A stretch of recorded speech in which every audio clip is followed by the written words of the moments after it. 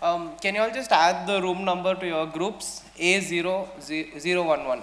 Okay, because I think I've only put lecture hall 2. So please add the room number on your groups. One person, it's A011. Please ask them to come here.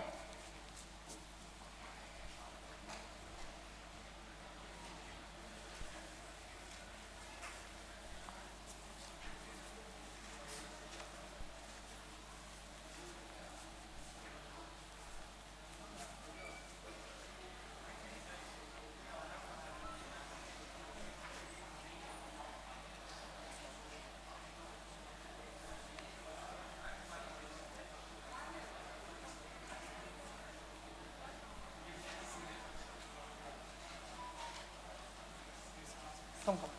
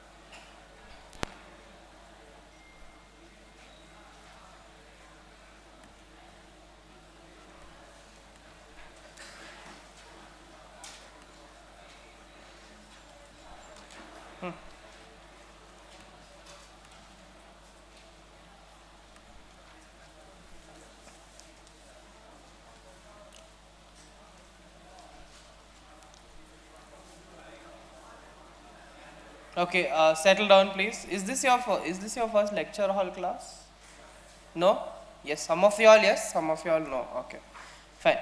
So since two sections, actually I needed 3 sections to finish this topic. 2 of you all were free in the first hour. A9, your LAD professor is on leave, so I was able to exchange classes with her. A10, you all were free this hour, so I asked you all to come. There's another section that I am taking solo class with later on. So this is just so that I can finish portions on time. I'm getting you all on Monday. Tuesday is a regular off for you guys because of convocation. Okay, so classes will be cancelled for you all on Tuesday. So I'll be losing out on my class. So as a result, I'm just taking an extra class in order to help me finish portions. Before I proceed, okay, settle down, settle down. Before I proceed, 2 important things. You all are aware that your ERP is activated now, and your attendance has already been started to be. Your attendance has been updated on that. A9, since all of you are absent on Tuesday, you all have lost it. Like everyone has been marked absent for that day. A10, whoever came that day got attendance. The rest of you all were marked absent. And secondly, PPTs have been uploaded for first 2 units on the LMS, under LMS in ERP. Secondly, your assignment also has been uploaded. How many of you all are yet to check your ERP? Okay, not a lot of hands. You all are aware that the assignment has been posted on your LMS? People have started to submit. I have already seen submissions have come through. Boys in the back, the 3 of them, listen here, instructions are for you all only. Okay? Please start submitting your assignments. If you've not started working on your assignments, use the weekend. I know your MSc is also coming, so keep that in mind as you prepare for your mid-semester examinations as well. It takes hardly like a few hours if you sit dedicatedly, like around 3 to 4 hours, you should be able to finish the assignment. I'd say finish it, get it out of the way, and then submit it by Monday if you can. Alright? Fine. So, I'll let students walk in, I have no problem. If they come in, just tell them to walk in. I'll start with today's class. So, there are 2 topics that need to be covered for you all. One is noise pollution. I think that has been completed for one of the sections. And the other one is solid waste and solid waste management.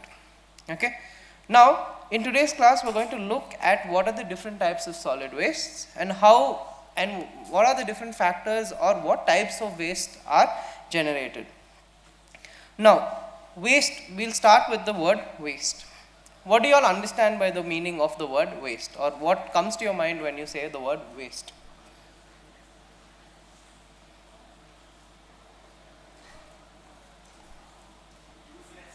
Useless, okay. Is that the only thing? If we were to attach monetary value to it, okay, what can we say? How can you identify waste? Not, you need to be a little louder. Not in use, waste, okay. Anything else? Any other terms you guys want to say? Left over, yes.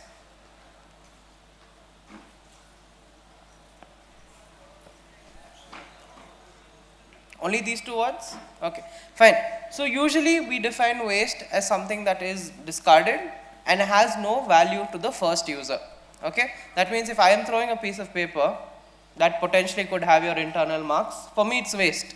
But for y'all, if y'all don't know your internal marks, it's not waste, right? It'll be more valuable for y'all rather than me.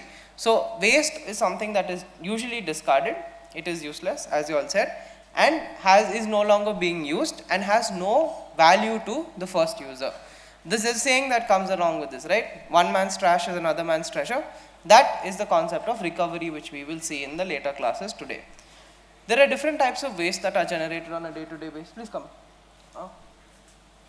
There are different types of wastes which are generated on a day-to-day basis. It can be solid waste, it can be liquid waste, as well as gaseous wastes. Now, of these three, please remove your headphones, you are in a class. Excuse me. Now, of these three different types of waste, solid waste management is quite important. Okay, solid waste as a whole is of many different types, and now we are going to spend the first few minutes of this class classifying or identifying what are the different types of solid waste that are generated.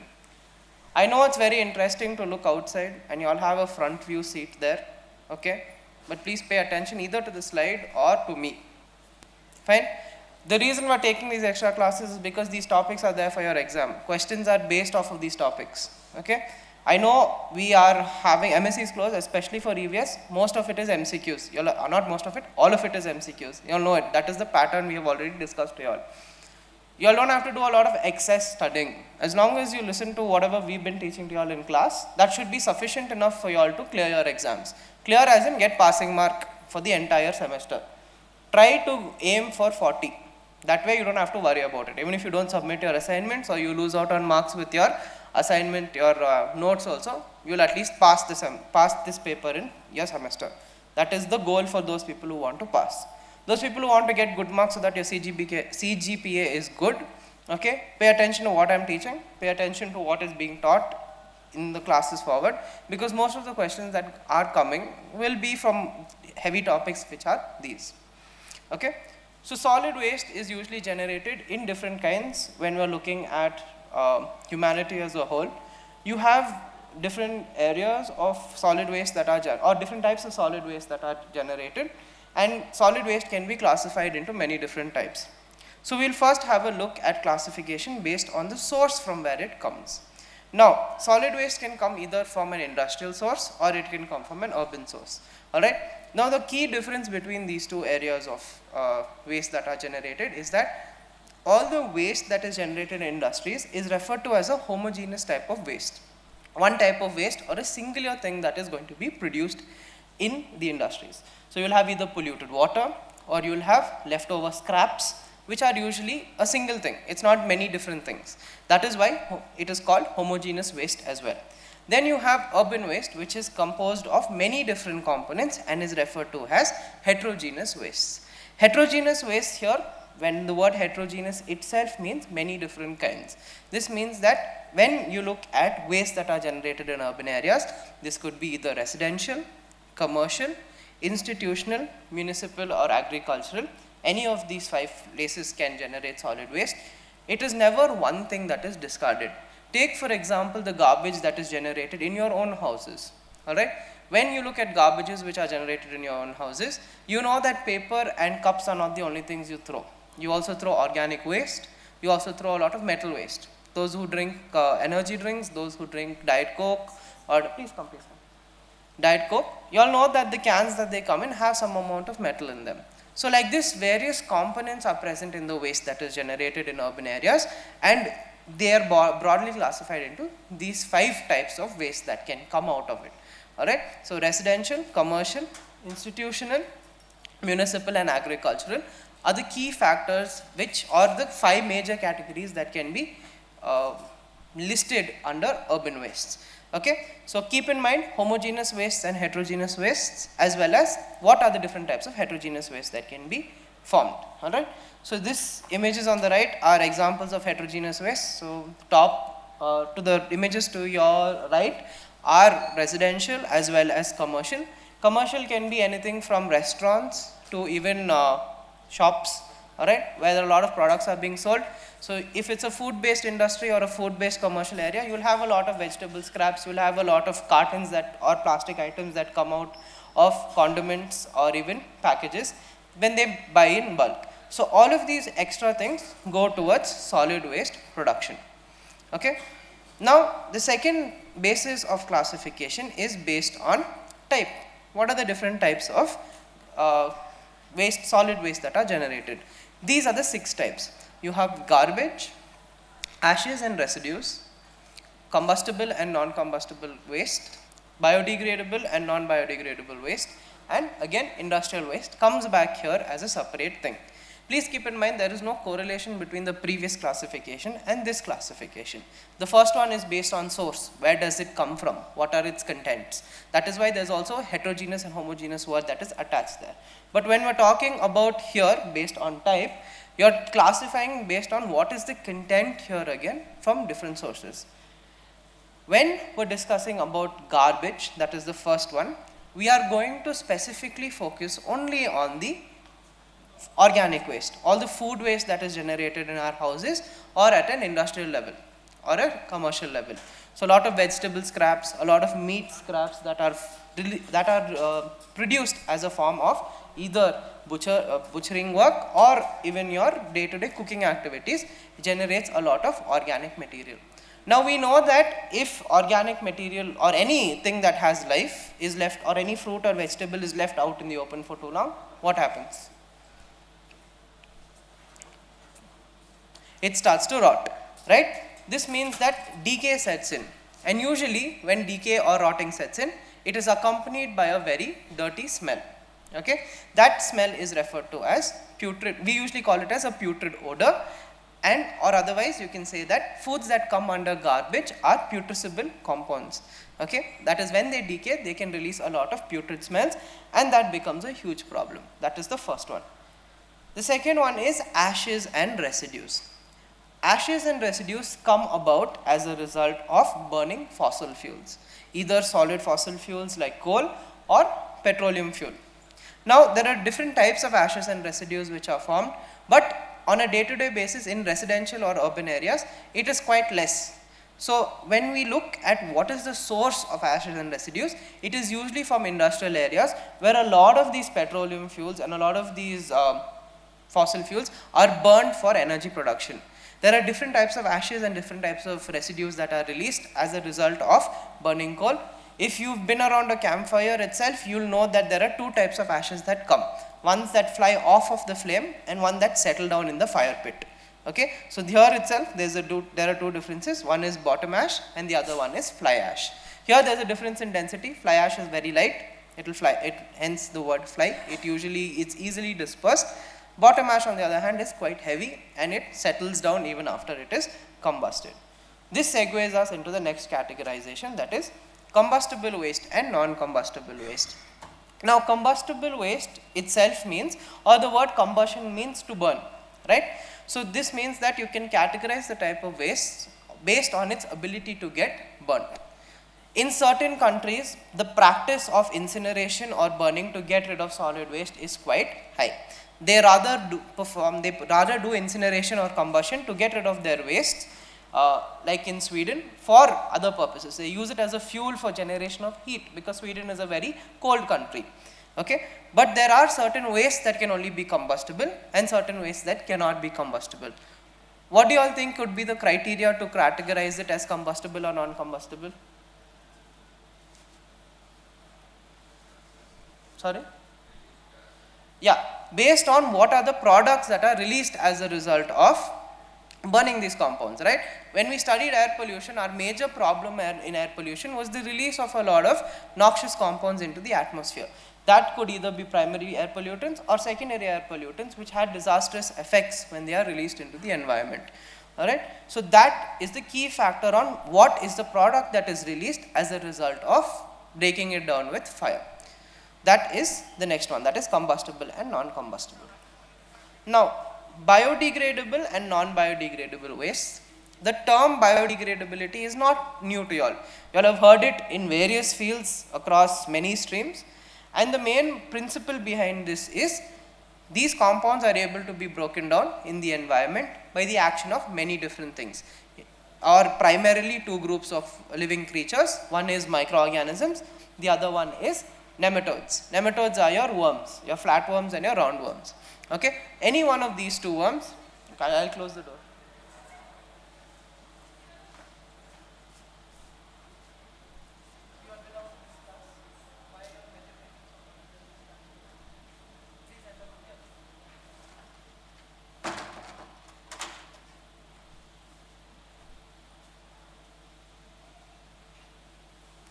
Now, so it is mainly the microbial degradation or bacterial degradation of these materials that happen in the environmental level that categorize it as biodegradable and non-biodegradable. Now, the term biodegradability has a certain time frame that is associated with that word. What exactly is this time frame is how long can something be degraded in nature, or how quickly can it be degraded in nature for it to be considered as biodegradable. Will you all consider plastic as biodegradable? No, right?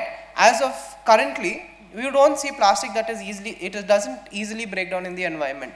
Sure, they are finding things in the environment that can potentially use plastic as a nutrition source, but their abundance in the environment is very minuscule.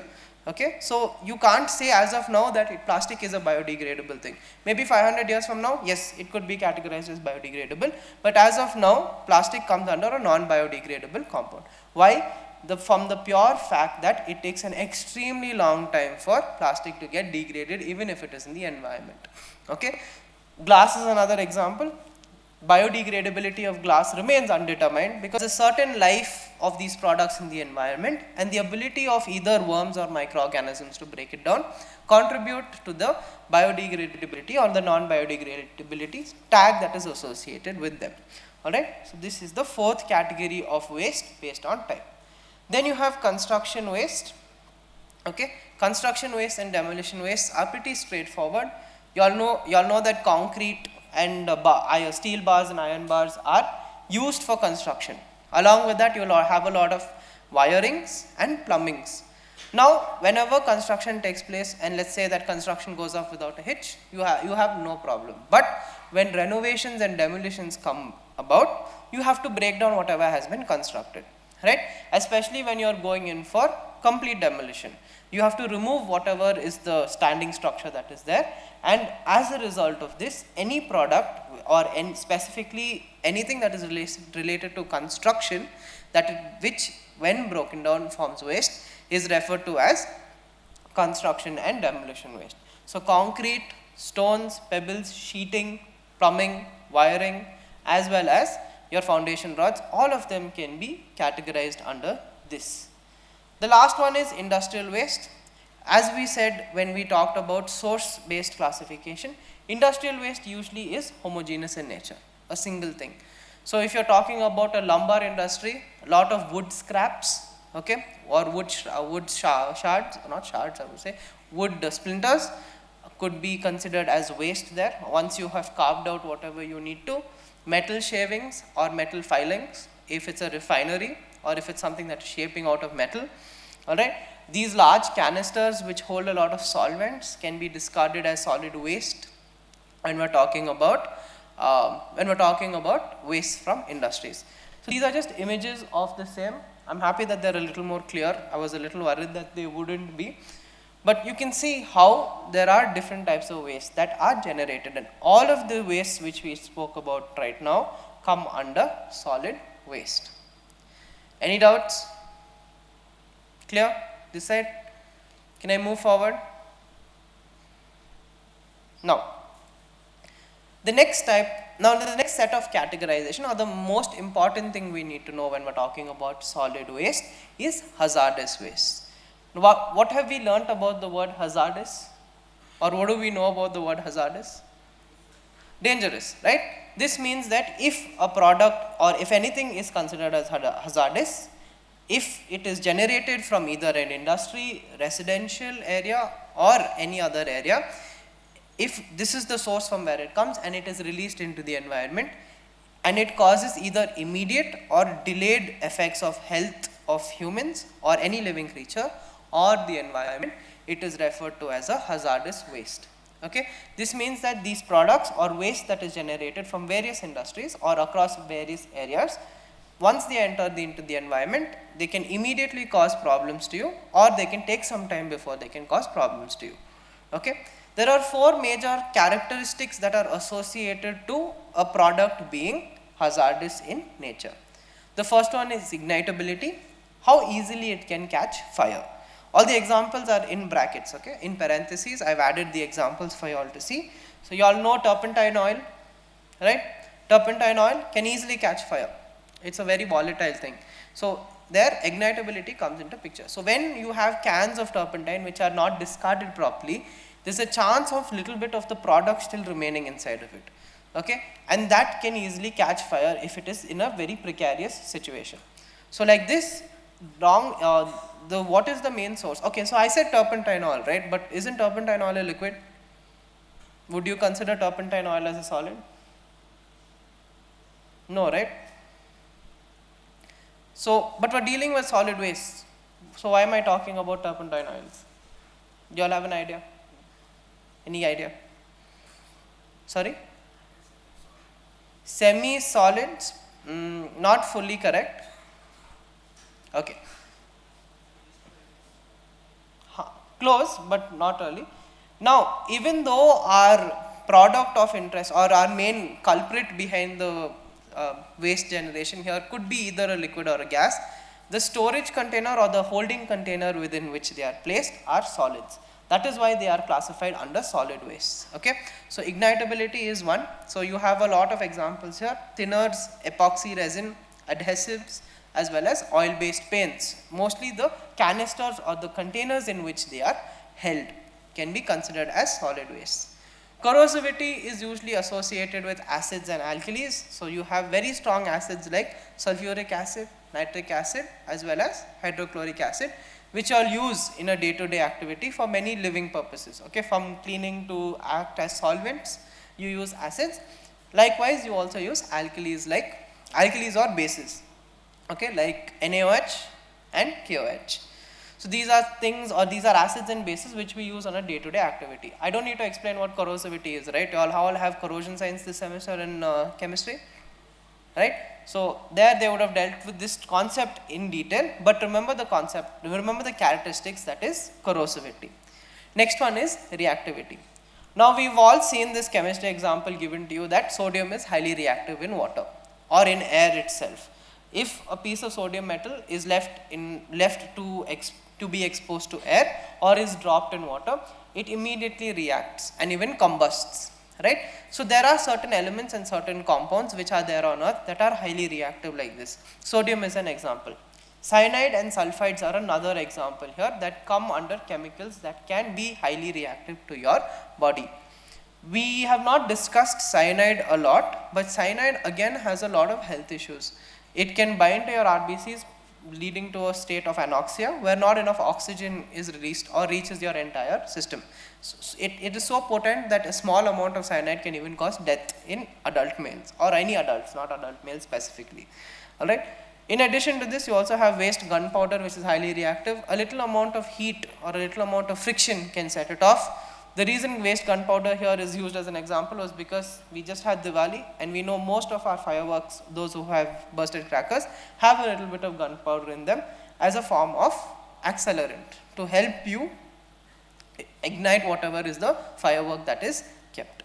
The last one is toxicity. So toxicity is something which we have already seen any chemical which we studied in air pollution and water pollution that can leach away from its solid container or solid component and seep into either water or liquid is considered as toxic. Alright. So, these are the 4 characteristics that are associated with hazardous material. So, there are 3 main types of waste that are classified under this. One is radioactive, the other one is, there are 3: radioactive, electronic and biomedical waste. Okay. So, we are going to spend some time understanding what is the difference between these 3 wastes and why we need to focus on that. Before I continue, I would like to take attendance and then I will move forward. You all are aware of your roll numbers, right?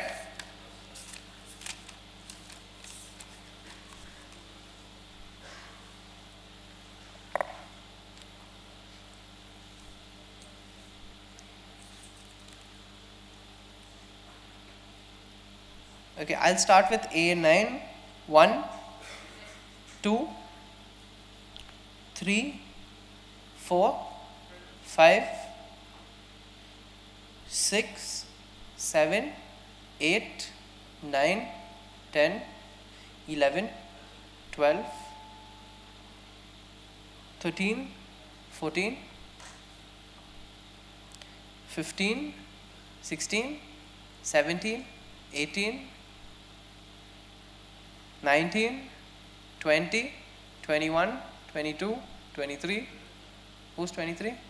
24, 25, 26, 27, 28, 29, 30, 31, 32, 33, 34, 35, 36, 37, 38, 39, 40, 41, 42, 43, 44, 45, 46, 47, 48, 49, 50, 51, 52, 53, 54, 55, 56, 57, 58, 59, 60, 61, 62, 63, 64, 65, 66, 67,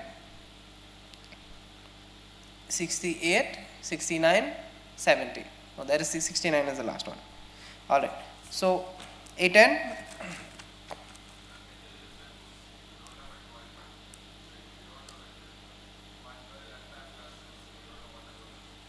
You know yours now.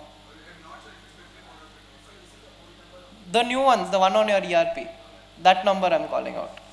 You all knew that, right? I am calling out the numbers on your ERP. Okay. If you don't know, please check your phones. You can just check on your phone. It will be right under your name. Okay. It will come roll number. Okay. A10. 1, 2, 3, 4, 5, 6, 7,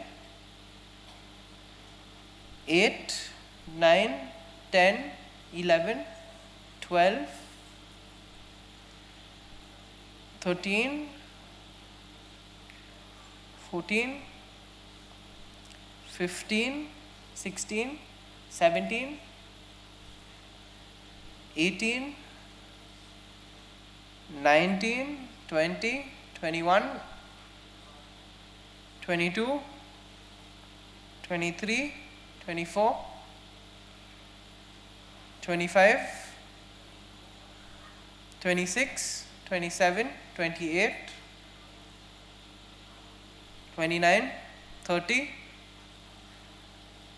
31, 32, 33, 34, 35, 36, 37, 38, 39, 40, 41, 41, 42, 43, 44, 45, 46, 47, 48, 49, 50, 51, 52, 53, 52,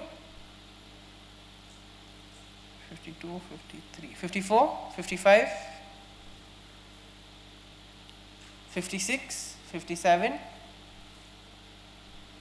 58, 59, 60, 61, 62, 63, 64, 65, 66, 67, 68, 69, 70, 71.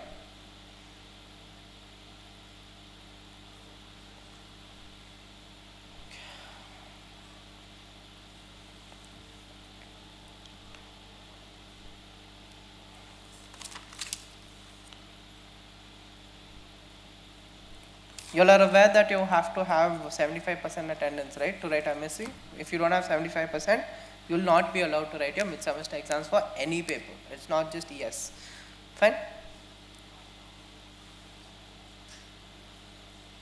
Okay. So now,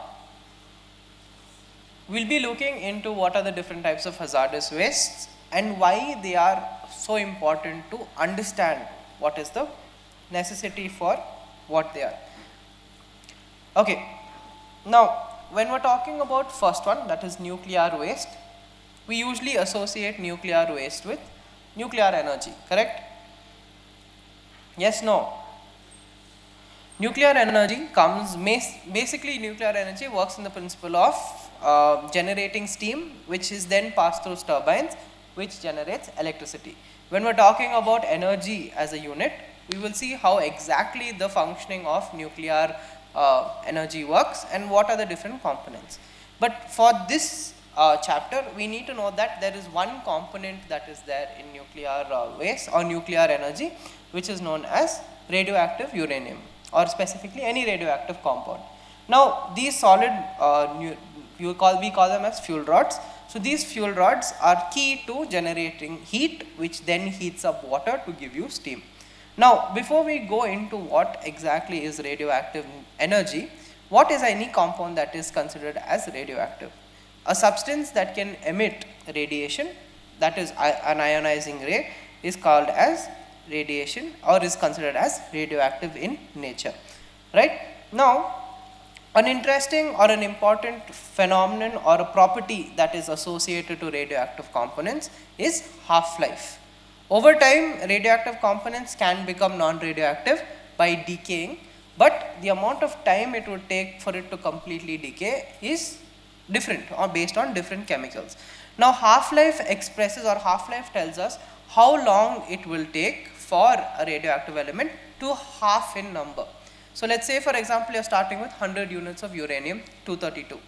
After 72 years, if you check, there will be 50 units of uranium-232.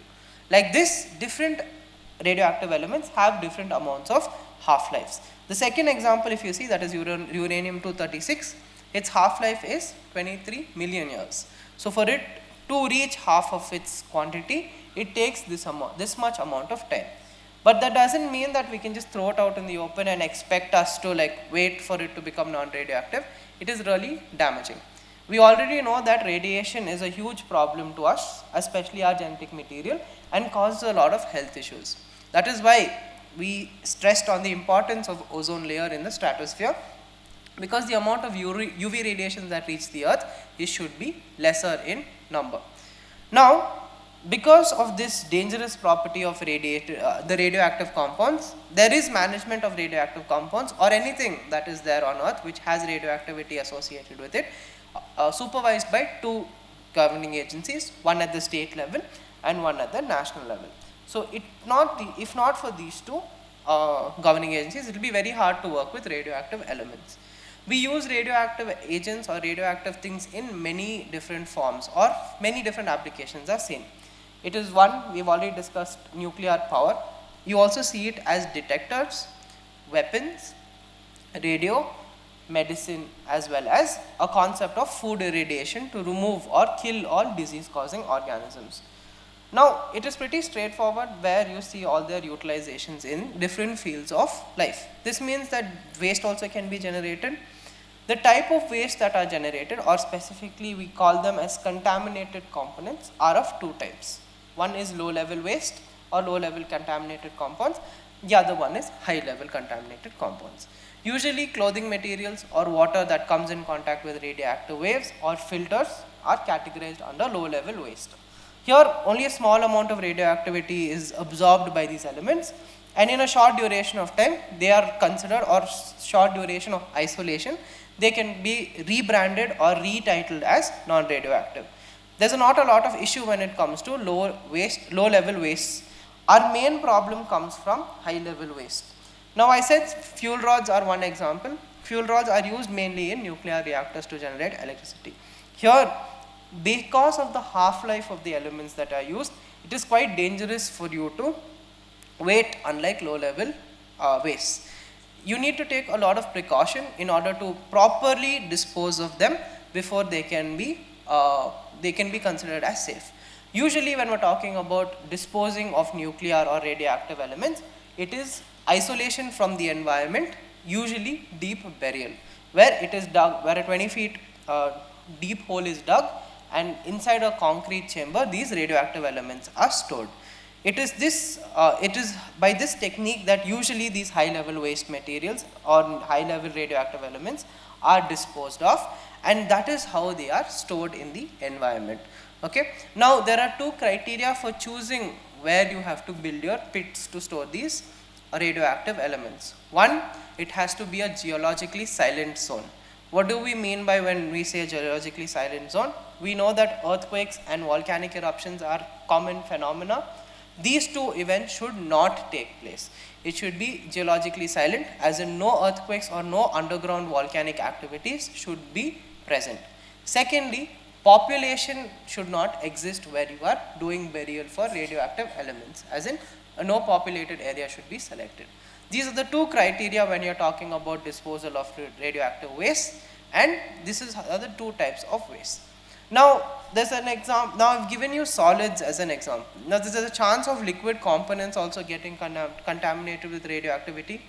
We're talking about food irradiation. Food irradiation is a technique where you pass various components of food through different amounts of radiation in order to sterilize them or to not allow them to spoil. The main goal is not for spoilage. Now there's a chance for certain liquids to absorb the radiation. Say for example, there's a malfunction in your equipment and you are exposing a small batch of these products, let's say juices, for an extra amount of time rather than the prescribed time that has been allocated for treatment. Now as a result of this, the product now is radioactive. You can't go about storing liquids in underground layers, right? Concrete is porous, it will seep through and it will contaminate the lower ground. So when we're dealing with nuclear liquid waste, there's a small technique they use called vitrification, where the contaminated waters or the contaminated liquids are mixed with molten glass and allowed to solidify. This process of mixing with molten glass and solidification is referred to as vitrification, and this glass that is formed, that is vitrified glass, as a result of this is then stored by deep burial underground to help compensate for the liquids that are there, okay, which are usually radioactive.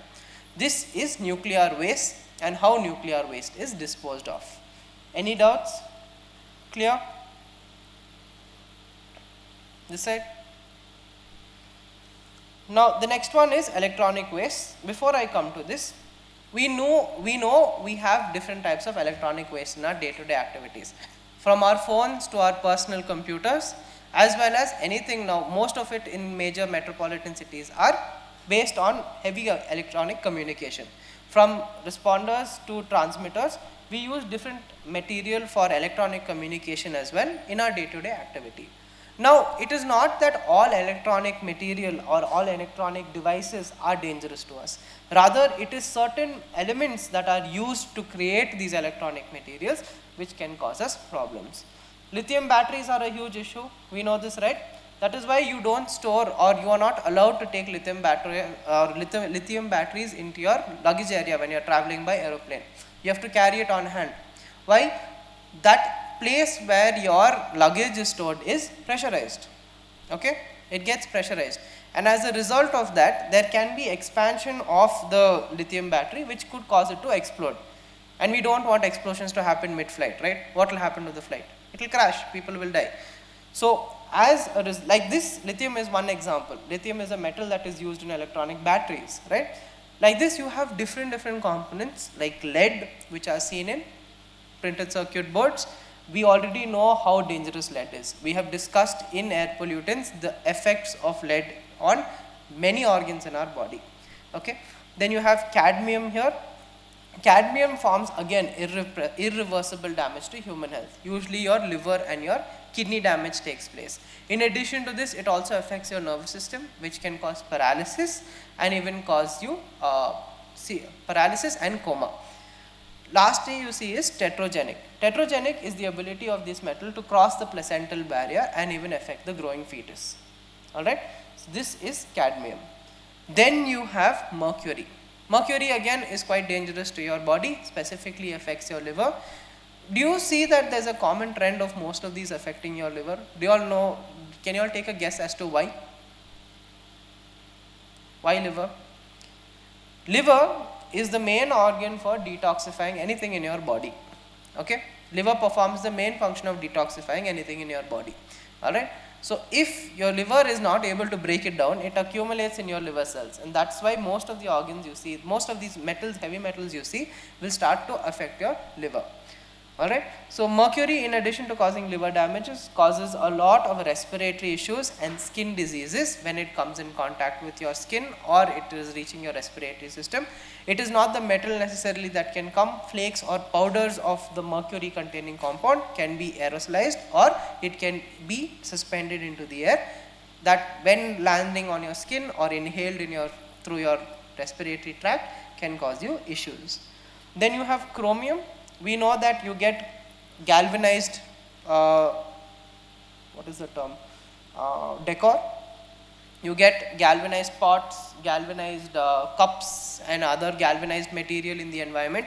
It looks nice because there's like a very pretty aesthetic look to it. Alright, but the downside to this is, if the process of electroplating of specifically chromium onto those metals are not done properly, it can flake off and it can powder off. This can enter your systems and it can cause bronchitis or it can cause DNA repair if it enters into your cells. Alright. Then you have plastics that are seen in PVCs. Plastics like PVCs, which is polyvinyl chloride, is seen in a lot of computer parts as well as cabling agents. You know what cables are, right? All your wires, all of them have a lot of plastic protection. Main purpose there is because plastic is not very conductive to electricity. So the extensive use of this can cause a lot of problems, but that is not an issue here. The main thing we are saying is, when there is short circuiting, there is heating up of the wire components, which melts PVC specifically. When PVC gets heated to high temperature, it releases a compound called dioxin. Dioxin is extremely toxic to your body. If it reaches inside your system, it can cause a lot of reproductive organs, and it can cause damage to your reproductive organs, and if you are someone who is conceived, it can also cause damage to your growing fetus. Okay. In addition to that, it damages your white blood cells, reducing your immunity towards any sort of infection. You will become quite susceptible in nature. So dioxin is the actual component here.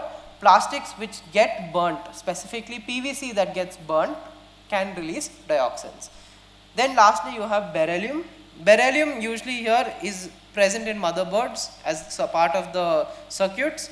When beryllium flakes off, or if the quality of the motherboard is not good, that is when you are exposed to beryllium, and you get and when long-term exposure to beryllium takes place, you suffer from like how you had fluorosis and arseniasis.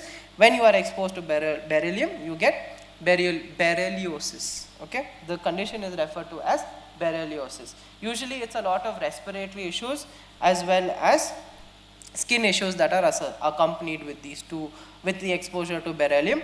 Alright, so sometimes it is carcinogenic as well, which could lead to development of lung cancer. Alright, so this is how various components in e-waste. This is not all, there are many. We have chosen a few. I've given you all the example of lithium. Lithium is not mentioned on this slide. but lithium is also an example. So these are some of the many examples that are there or are of harmful components that are a part of electronic waste, where they can pose a health issue to health, either to us or the environment. So this is the second one. Last one is biomedical waste. Biomedical waste, before you categorize it as biochemical waste itself, it comes under a broader term called as hospital waste. Hospital waste can be categorized as non-biological and biological. That is, either it can come from a living source or it can come from a non-living source. Now, usually waste that is generated in hospitals have no further purpose, as in you cannot recycle them. They are destined to be destroyed, or there are multiple steps involved before they can be recycled. Now, because of this, hospital waste, which is further categorized, or biomedical waste which comes under hospital waste, is further classified into 3 types.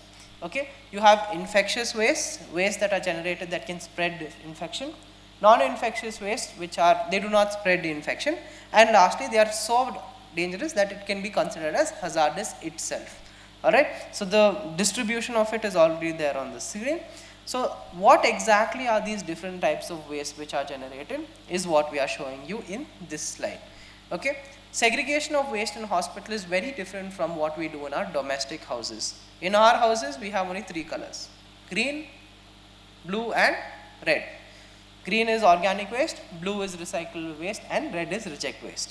But if you see in the hospital, the same colors have a different purpose.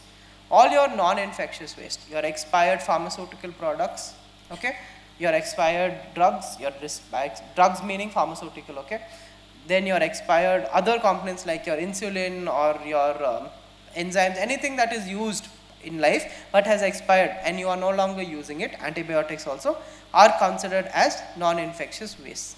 You can't directly throw them in the dustbin. It becomes a huge problem because certain steps need to be taken in order to discard of them.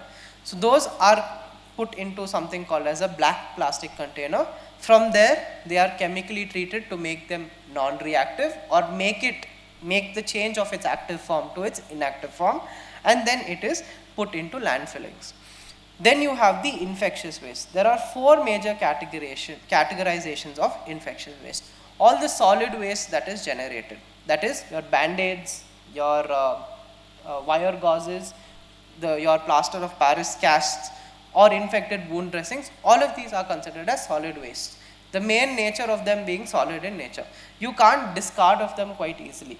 Okay, so you collect all of them into the red bin, and they are usually also called reject waste in medical hospital settings as well. From here, you treat them through a process called autoclaving. Autoclaving is a technique of sterilization where you treat whatever you need to sterilize by applying wet heat, that is steam, under pressure. So when steam is applied under pressure, we know that steam is formed at 100 degrees Celsius. Under pressurized conditions, the temperature of steam can reach up to 121. And it is the treatment of these products at 121 degrees for a set duration of time to kill any potential disease causing organism is referred to as autoclaving. Once it is autoclaved, you can deep bury it, and underground it can decompose over whatever amount of lifespan it exists. Then you have anatomical waste. Anatomical waste is pretty straightforward. You all know they all have different organs that are removed because of various reasons. Either it has been damaged, or it needs to be amputated, or it is not functioning properly, it's causing wrong information. So all your gallbladder removals and your appendix, all of these when they are removed come into anatomical waste. Okay, here you can't heat treat anything here because you'd end up cooking it, and that becomes it becomes a huge problem because you don't know what changes you're you're introducing. Hospitals, as safe as they are for treatment of a lot of issues, health issues, they are also the source point of a lot of deadly infections from spreading. So in order to not allow for mutations or in creating something that can grow on, let's say, those tissues, these anatomical wastes are bagged, sealed, and then directly buried into the ground, where they decompose in the ground over time. Then you have all the plastics that are there. Plastics, you know what all are plastics? Saline bottles, syringes, all of these are the plastic items which are there. Here they do not directly come in contact with your body, but they are used indirectly. So your, your IV lines, your catheter lines, if you've ever been to a hospital, either admitted or visiting, you know that there's a small tube that has been inserted into people so that they can pass fluids or saline, right? All of these components are considered as inflected plastics. Here again, you can't directly discard them, but since it is plastic as well, you can't use heat. Plastic melts. So what you do is, you collect all of these wastes, you treat it with 1% chlorine solution, and once treatment is done with chlorine, you shred them. Okay, you shred them, or otherwise called as mutilation. You mutilate it into fine powder. From there it is recycled for whatever other plastic is used. How many of you are familiar with the concept of 3D printing with plastics? Very few. Okay, put your hands down. So 3D printing of plastics use a plastic filament. Now say for example there's an error in that build you're trying to do. What do is, you break it up, you powder it, and then you can re-extrude that into a new filament. So this is the same principle that works with inflected plastics. The last one is your white bin, which is your sharps bin. All your scalpels, your needles, your syringe needles, all of them are thrown into this. They cannot be easily treated because they are metals, and you cannot disinfect them as well. So usually they are stored in concrete pits and they are buried deep into the earth to get rid of them. Alright, so this is how medical waste is segregated, and this is how medical waste is also referred to as one of the hazardous waste, mainly because it can perpetuate health. Please keep in mind that the 4 factors of, or 4 characteristics of hazardous waste is what contribute to their dangerousness: ignitability, corrosivity, reactivity, and toxicity. So each of the 3 wastes which we have studied today, or we have looked at today, fall under one of these categories or a combination of these 4 categories in order to categorize them as hazardous. Okay, with this ends the topic of different types of waste. In the next class, individually, I will finish solid waste management for y'all, and I think for you guys I have to do sound, right? A9? Sound I have not done for y'all, right? Noise pollution. So for y'all I have to do noise pollution. For you guys it's done, right? Huh. Fine.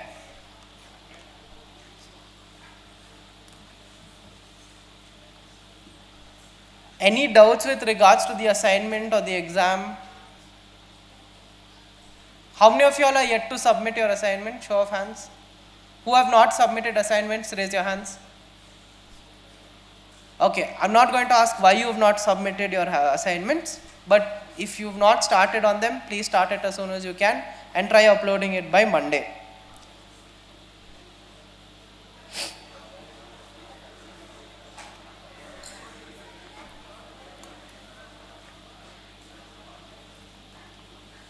I can't hear you, you have to talk loudly or come forward.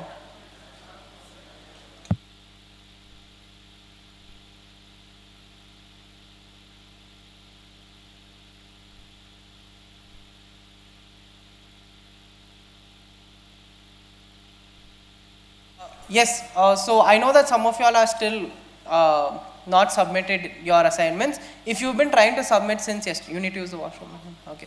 If you need to submit your assignment and you've been trying since yesterday, ERP has been a little inactive. Okay, keep trying. There's some issue even on our end. We can't access it properly. It keeps coming as service down.